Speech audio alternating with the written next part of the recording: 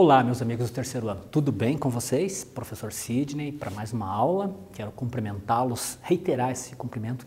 Os meus alunos do terceiro ano, gosto demais de vocês, então quero ajudar tudo que eu puder, certo? Quero cumprimentar minha equipe aqui, que ajuda demais nestas aulas. Cumprimentar meu colega Isaías, sempre me ajuda, certo? Antes de nós começarmos a aula, preciso falar a vocês, não se esqueçam de acessar o Google Classroom, a plataforma lá, meus amigos, não se esqueçam de realizar aquelas atividades obrigatórias. Se surgir alguma dúvida, converse com o professor ali que ele vai te ajudar. Se você por algum motivo não tem acesso ao Google Classroom, vá até a escola lá. Eles vão oferecer o material para você, devolva para que você tenha a presença e a nota também, certo? Não se esqueça disso. Vamos lá? Então hoje nós veremos o que, meus amigos? Vamos aprender um pouquinho da obra A Hora da Estrela, de Clarice Lispector, maravilhosa obra, gosto demais. Vamos entender as estratégias argumentativas da autora. Vamos revisar algumas figuras de linguagem. Vamos praticar questões do Enem. Aqui, meus amigos, hoje uma coisa nova, quero ajudar vocês. Daqui a pouco eu falo. Vamos relembrar licença poética, para que ela serve. Vamos entender as formas composicionais dessa narrativa, certo? Vamos entender os traços característicos dessa autora maravilhosa, Lispector. Vamos começar a ler a obra, pois dedico esta coisa aí ao antigo Schumann e sua doce Clara, que são hoje ossos, né? Então ela fez um eufemismo aqui, né? Hoje são ossos, quer dizer que eles morreram. Ai de nós, dedico-me à cor rubra e escarlate como meu sangue de homem em plena idade e, portanto, dedico-me a meu sangue. Repare sem vírgulas, meus amigos, aqui. Daqui a pouco nós falamos sobre isso. Dedico-me, sobretudo, aos gnomos, também sem vírgulas aqui, anões, sílfides e ninfas que me habitam a vida. Professor, o que é sílfides? Mulheres magras, certo? Dedico-me à saudade de minha antiga pobreza, quando tudo era mais sóbrio e digno, e eu nunca havia comido lagosta. Dedico-me à tempestade de Beethoven. Muito legal a obra, né? Gosto demais dessa autora. Vamos para a atividade 1, vamos começar a entender os elementos, como que esse início, o que ela colocou nesse início. No trecho, pois dedico esta coisa aí, olha só, ela colocamos como coisa ao texto dela, ao antigo Schumann e sua doce Clara, que são hoje ossos, ai de nós. Dedico-me à cor rubra e escarlate com meu sangue de homem, em plena idade e, portanto, dedico-me a meu sangue. Então, a autora estabelece e apresenta um narrador fictício, Rodrigo S.M. Por que a autora usa esse recurso poético, meus amigos? Ela se transformou num homem para escrever. Eu quero que vocês me respondam e daqui a pouco eu volto para corrigir.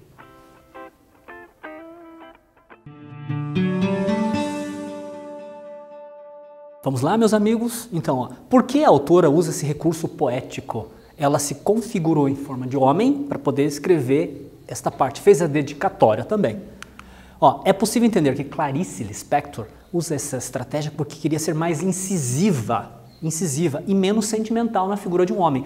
É natural que as mulheres pensem que os homens sejam mais ou menos sentimentais, né? O homem pode ser menos sentimental para a mulher, então ela quis usar um homem, uma característica de homem, para ser mais incisiva, né? Para poder pensar numa figura menos sentimental, ok? Vamos continuar a nossa leitura. Tudo no mundo começou com um sim. Uma molécula disse sim a outra molécula e nasceu a vida. Mas antes da pré-história, havia a pré-história da pré-história. Olha como ela brinca com as palavras, que gostoso isso. E havia o nunca e havia o sim. Sempre houve. Não sei o que, mas sei que o universo jamais começou. Que ninguém se engane, só consigo a simplicidade através de muito trabalho. Muito gostoso esse texto, né? Então ela brinca com a ontologia. A ontologia é que estuda a existência, né? Vamos para a atividade 2? No excerto, tudo no mundo começou com um sim. Uma molécula disse sim a outra molécula e nasceu a vida. Mas antes da pré-história, havia a pré-história da pré-história. E havia o nunca e havia o sim. Sempre houve. Não sei o que, mas sei que o universo jamais começou. Nesse trecho, o narrador estabelece questionamentos acerca da existência do ser e do mundo. Você saberia dizer com qual recurso linguístico ela faz isso, certo? Então, me respondam, daqui a pouco eu volto para corrigir.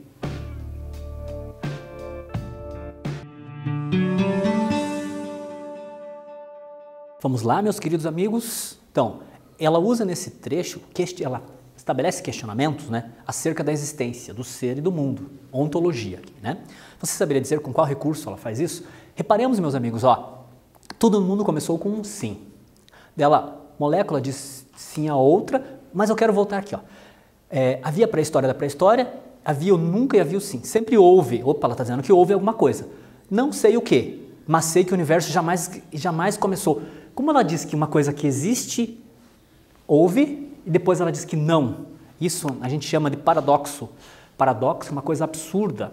Só lembrarmos, por exemplo, quando eu falo para vocês assim, lembramos da obra de Luiz Camões, uma música do Legião Urbana que diz, ferida que dói não se sente. Como pode algo, né, uma ferida doer e não se sentir? Isso é paradoxo, oxímoro. Então é esse recurso que ela usa aqui, para manter a estratégia discursiva.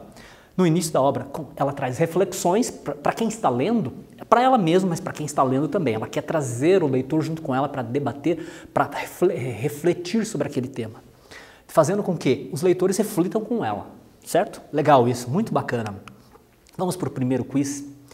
No excerto, que ninguém se engane, só consigo a simplicidade através de muito trabalho. Essas são as frases célebres de Clarice Lispector, é muito comum, a gente conhece muitas frases maravilhosas dela. Há um uso da colocação pronominal. Nesse sentido, o vocábulo se, A pode ser posposto, caracterizando o ênclise. B pode ser anteposto ao vocábulo que, o que vocês acham, né? C não pode ser posposto ao vocábulo ninguém, aqui, onde ele está. B foi puxado por uma palavra atrativa, ninguém. Então, me responda, por favor, daqui a pouco eu volto para corrigir.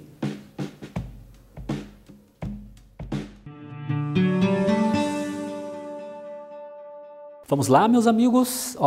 Então, no excerto quer dizer trecho, tá? Que ninguém se engane. Opa, é aqui com aquele C que nós vamos brincar. Há um uso da colocação pronominal. Nesse sentido, o vocábulo se, o que acontece com ele? As palavras atrativas, nós vimos em aulas anteriores a respeito dos advérbios. Ninguém, uma palavra é um advérbio, é atrativa, ela atrai, certo? Atrai o pronome. Então, pode ser posposto? Aqui, posposto, se ele poderia ficar aqui depois. Não, não pode, porque a palavra atrativa, ela puxa o pronome para ela. Pode ser anteposto ao vocábulo que? Aqui, anteposto ao que? Não, não pode. Não pode ser posposto ao vocábulo ninguém? Ele já está ali, então ele deve ficar ali. Foi puxado por uma palavra atrativa? Sim, esta é a resposta, ok? Vamos continuar nossa leitura. Enquanto eu tiver perguntas e não houver respostas, continuarei a escrever. Ela faz questionamento. Lembra que ela falou a respeito da ideia, discute a respeito do ser, da existência, do universo, das pessoas. Olha que legal. E aqui ela fala, se eu tiver perguntas ainda vou continuar escrevendo. Como começar pelo início, se as coisas acontecem antes de acontecer. Se antes da pré-história já havia os monstros apocalípticos, se esta história não existe, passará a existir. Pensar é um ato. Sentir é um fato. Os dois juntos, sou eu que escrevo o que estou escrevendo. Deus é o mundo. A verdade é sempre um contato interior inexplicável. A minha vida, a mais verdadeira, é irreconhecível, extremamente interior e não tem uma só palavra que a signifique. Vamos para o segundo quiz agora. No excerto, enquanto eu tiver perguntas e não houver resposta, continuarei a escrever. Como começar pelo início se as coisas acontecem antes de acontecer? A poetisa condiciona o ato de escrever com respostas não encontradas anteriormente. Logo, é possível entender que as respostas não foram encontradas. O que nós podemos entender? A. Lispector quer trazer espaço ao debate, promovendo uma visão pessoal e íntima da existência, epifania. B. Lispector apenas não quer evidenciar seu lado emocional e faz isso com maestria, roteirismo. C. Lispector, por fazer uso de perspectiva intimista, não pretende escrever muito. E D. Lispector quer apenas ser breve, quer ser rápida. Então, me respondam, meus amigos, daqui a pouco eu volto para a gente corrigir.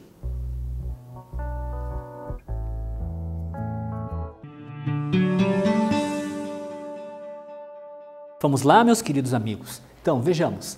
No excerto, enquanto eu tiver perguntas e não houver resposta, continuarei a escrever. Ela fala, enquanto existir aquele questionamento, ela vai continuar escrevendo.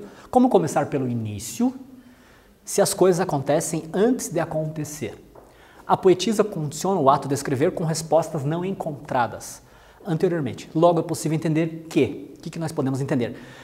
Lispector quer trazer espaço ao debate, ela quer trazer o leitor para pensar junto com ela, né? Promovendo uma visão pessoal e íntima da existência, epifania. B. Lispector apenas não quer evidenciar seu lado emocional e faz isso com maestria. Roteirismo é aquela coisa, mostrar uma história, um roteiro, um segmento, assim. Lispector, por fazer uso de perspectiva intimista, não pretende escrever muito. E D. Lispector quer apenas ser breve. O que vocês acham, meus amigos? Tudo que nós já entendemos, o que ela quer fazer, meus amigos? Ela quer trazer espaço ao debate, promover uma visão pessoal e íntima da existência dela. Ela se configurou em forma de homem, certo? Para poder transportar isso para o leitor, dizer como que ela é, como que é o íntimo dela. Ela gosta muito de fazer isso. Lembre-se de que Clarice Lispector é muito introspectiva, então ela gostava de fazer isso através da epifania, certo? Vamos conceituar o que é epifania? O que é epifania, meus amigos? É aquele sentimento que o autor tem e ele quer passar para o leitor, né? É muito bacana isso, Na literatura, epifania é uma maneira, na narrativa, de apresentar um conceito, uma sensação que somente faria sentido ao autor.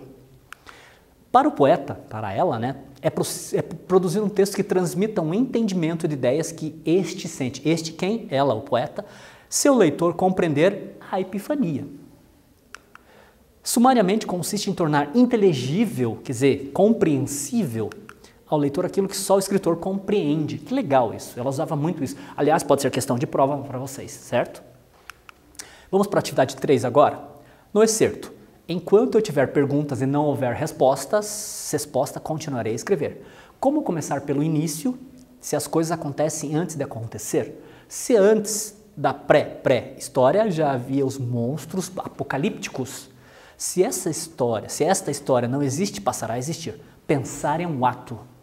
Infere-se que, 1. Na literatura há licença poética. Nós havíamos falado lá no início da aula nossa a respeito da licença poética. Esse trecho traz traços dela. Eu quero que vocês me apontem, por favor. Então me respondam, que daqui a pouco eu volto a corrigir.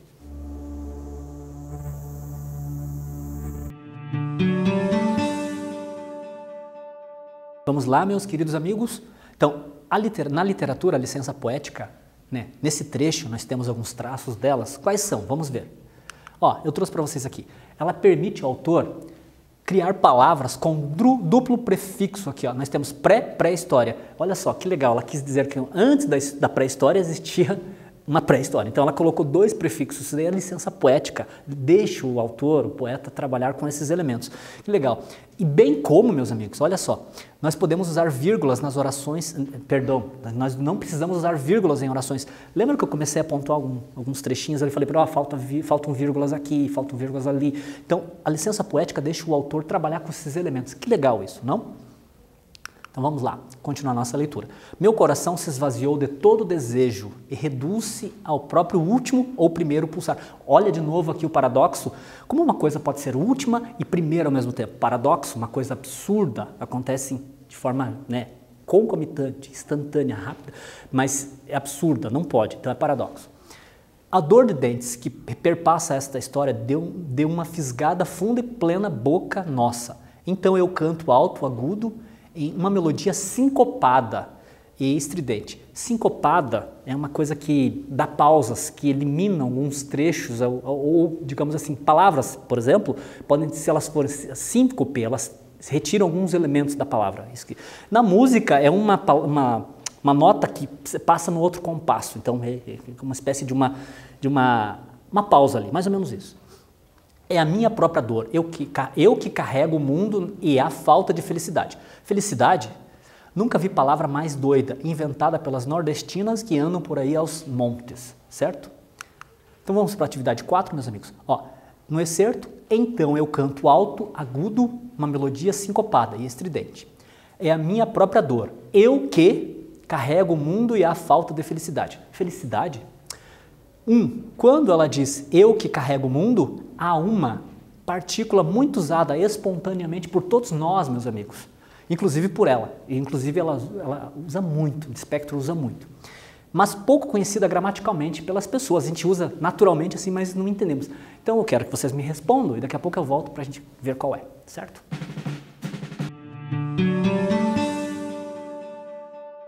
Vamos lá, meus amigos? Então, qual que é essa partícula muito usada por nós todos? Olha aqui, meus amigos, eu que carrego o mundo. Ela poderia ter escrito assim, eu carrego o mundo, poderia? Essa partícula a chama partícula expletiva. Em aulas anteriores nós falamos dos advérbios. Lembram-se da norma gramatical brasileira que classificou esses advérbios de realce em palavras denotativas? Lembram? Partícula de realce é que. Ela é completamente dispensável aqui. Então, eu carrego o mundo, ou poderia falar, eu que carrego o mundo. Poderia dizer assim para vocês, eu que ministro a aula. Ou poderia dizer para vocês, eu ministro a aula. Essa partícula chamada partícula expletiva, meus amigos, ela é dispensável. Nós usamos o tempo todo e ela é uma coisa, mas ela serve para dar ênfase a alguma coisa. Eu que devo fazer isso. Olha que legal. Mas lembre-se, ela é dispensável. Então, trata-se de partícula expletiva que atualmente se apresenta em muitos discursos, sejam eles escritos ou orais. Essa partícula é usada para enfatizar, por isso que ela é muito útil aqui no texto, mas pode ser descartada sem prejuízo algum. Vamos continuar nossa leitura. Como eu irei dizer agora, esta história será o resultado de uma visão gradual. Há 2 anos e meio venho aos poucos descobrindo os porquês. Olha, substantivado, inclusive com um acento, lembrem-se disso. É visão da iminência de que? Quem sabe se mais tarde saberei. Como que estou escrevendo na hora mesma em que sou lido. Só não inicio pelo fim que justificaria o começo, como a morte parece dizer sobre a vida, porque preciso registrar os fatos antecedentes. Eu trouxe esse começo do texto da nossa obra, mais falando exatamente do que a nossa querida escritora quis dizer. Ela trabalha no início da obra os questionamentos a respeito da existência e tal. E depois vem a narrativa, a história de Macabeia, que era uma menina muito, digamos assim, perdeu os pais muito cedo, enfim. E ela teve um namorado, depois perdeu o namorado por uma amiga. Então ela ficou muito triste, então ela tenta representar esses elementos todos. Então, por isso que ela questiona muito bem essas coisas aqui, ó. Na atividade 5 do Enem, agora, meus amigos, por favor, eu quero pedir autorização a vocês, eu quero ajudar vocês. Quando vocês forem responder uma questão do Enem, meus amigos, eu quero que vocês usem esta estratégia que eu vou apresentar agora, certo? Não precisamos ler o texto de forma rápida, não precisamos ler o texto que é, digamos, demorado, assim. Tem que ser ágeis. Vocês vão ter mais ou menos 4 minutos para responder as questões, então nós precisamos ser breves. Então eu vou passar umas técnicas bacanas do Enem para vocês, certo? Vamos lá. Vou ler o texto aqui, significamos o seguinte, não precisamos ler tanto texto. Tudo no mundo começou com um sim. Uma molécula disse sim a outra molécula e nasceu a vida. Mas antes da pré-história havia a pré-história da pré-história e havia o nunca e havia o sim. Sempre houve. Não sei o que, mas sei que o universo jamais começou. Enquanto tiver perguntas e não houver respostas, continuarei a escrever. Como começar pelo início? Se as coisas acontecem antes de acontecer, se antes da pré-história já havia os monstros apocalípticos, se esta história não existe, passará a existir. Pensar é um ato, sentir é um fato.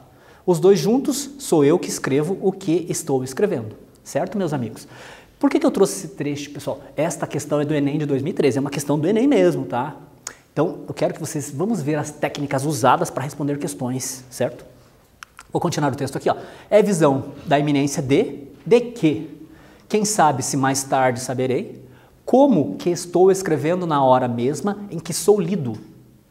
Só não inicio pelo fim que justificaria o começo, como a morte parece dizer sobre a vida, porque preciso registrar os fatos antecedentes.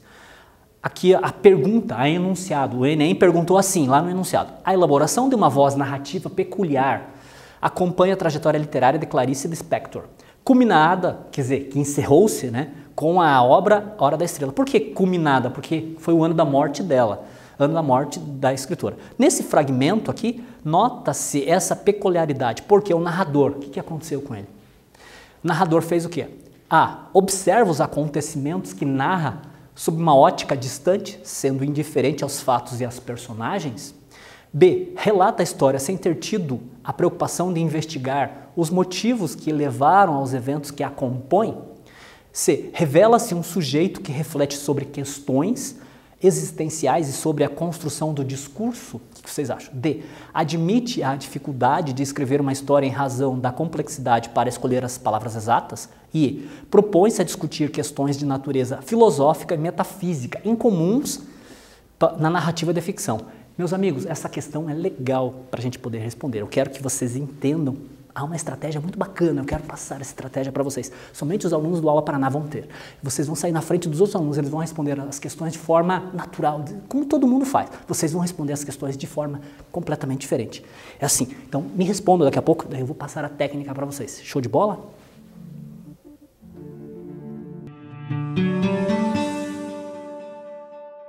Meus amigos, conseguiram? Vamos lá. Amigos, aqui eu quero passar uma técnica bacana para vocês. Vocês vão responder desta maneira. Não respondem iguais aos outros, como todo mundo vai fazer. Vocês vão fazer diferente. Olha só. A. Observa os acontecimentos que narra sob uma ótica distante, sendo indiferente aos fatos e às personagens. O que vocês acham? B. Relata a história sem ter tido a preocupação de investigar os motivos que levaram aos eventos que a compõem. C. Revela-se um sujeito que reflete sobre questões existenciais e sobre a construção do discurso. D. Admite a dificuldade de escrever uma história em razão da complexidade para escolher as palavras exatas. E. Propõe-se a discutir questões de natureza filosófica e metafísica, incomuns na narrativa de ficção. Meus amigos, vocês vão fazer o seguinte, olha só. Observa os acontecimentos que narra sob uma ótica distante, sendo indiferente aos fatos e às personagens. B. Relata a história sem ter tido preocupação de investigar os motivos que levaram os eventos que a compõem. Meus amigos, olha, ser indiferente e não ter preocupação não são a mesma coisa? Então ela parafraseou. O Enem parafraseou aqui, ó. O que aconteceu? São palavras escritas, são assertivas exatamente iguais. Então, se essa estiver correta, vocês não concordam que essa também estaria? Não podemos ter duas assertivas corretas. Então, se eu anulo esta também tem que ser anulada. Olha como é legal, não precisa voltar ao texto, meus amigos. É assim que vocês devem fazer. Vamos para E, depois eu volto para cá. Propõe-se a discutir as questões de natureza filosófica e metafísica, incomuns na narrativa de ficção. Incomuns na narrativa de ficção? Narrativa de ficção eu posso tudo, meus amigos. Eu posso brincar com a metafísica, posso brincar com filosofia. Então, essa assertiva também eu já elimino de cara, sem precisar voltar ao texto. Temos duas aqui. De tudo que nós lemos, ela falou bastante de existência, epifania, certo? Então, qual que é a delas? Revela-se um sujeito que reflete sobre questões existenciais e sobre a construção do discurso. Admite a dificuldade de escrever uma história em razão da complexidade para escolher as palavras. Ela nunca falou isso no texto. Então, a única assertiva correta é esta, meus amigos. Que legal, não é assim? Assim que vocês devem fazer. Show de bola? Coisa nova para vocês, hein, professor? Vou ajudar vocês. Vamos, escrevo neste instante com algum prévio pudor por vos estar invadindo com tal narrativa tão exterior e explícita, de onde, no entanto, até sangue arfante e tão vivo de vida, poderá, quem sabe, escorrer e logo se coagular em cubos de geleia trêmula. Será essa história um dia meu coágulo? Que sei eu, se há veracidade nela, é claro que a história é verdadeira, embora inventada. Que cada um a reconheça em si mesmo, porque todos nós somos um e quem não tem pobreza de dinheiro tem pobreza de espírito ou saudade, por lhe faltar coisa mais preciosa que ouro. Existe a quem falte o delicado essencial. Aqui é o fim da história, quando Macabeia falece, por isso a hora da estrela, né? Ela morre ali, todos observam e ela se torna uma estrela. Vamos por terceiro quiz.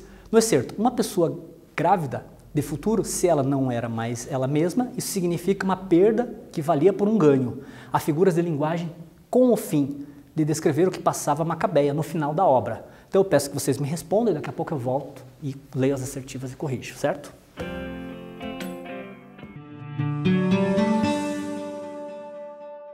Vamos lá, meus amigos. Ó. Então, o que há aqui? Qual a figura de linguagem usada aqui? Ó?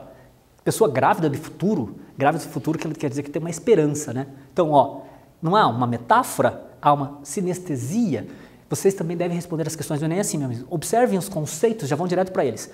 Há sinestesia aqui? Sensações? Não. Há uma metonímia, naquela parte pelo todo? Também não. Há uma perífrase? Perífrase é escrever com mais palavras aquilo que é parafrasear com mais palavras, é mais ou menos isso. Então, a única coisa que nós temos aqui, meus amigos, é uma metáfora gravídica, ó. E também temos um paradoxo. Ó, significava uma perda que valia por um ganho. Como alguma coisa pode ser uma perda e um ganho ao mesmo tempo? Então, um paradoxo, certo? assim que nós respondemos as questões. Show de bola? Técnicas para responder questões no Enem. Hoje o que nós fizemos, meus amigos? Clarice Lispector é uma das mais célebres escritoras brasileiras. Pertence à terceira geração de 45. Ficou conhecida pela construção de personagens de forma intimista, a ideia de introspecção, e pelos processos de epifania presentes em suas obras, certo? Trouxe algumas frases aqui, nós vimos uma delas, né? Que ninguém se engane, só se consegue a simplicidade através de muito trabalho. Mas tenho medo do que é novo e tenho medo de viver o que não entendo. Olha que legal, forte isso, né? Aqui está a referência à nossa obra, certo? O que nós vimos hoje, meus amigos? Aprendemos um pouco da obra A Hora da Estrela, entendemos as estratégias argumentativas da autora, revisamos algumas figuras de linguagem, praticamos questões do Enem, não se esqueça daquela técnica, relembramos a licença poética, entendemos as formas composicionais da narrativa, entendemos os traços característicos de Lispector, certo? Então, meu muito obrigado, meus amigos, até a próxima aula.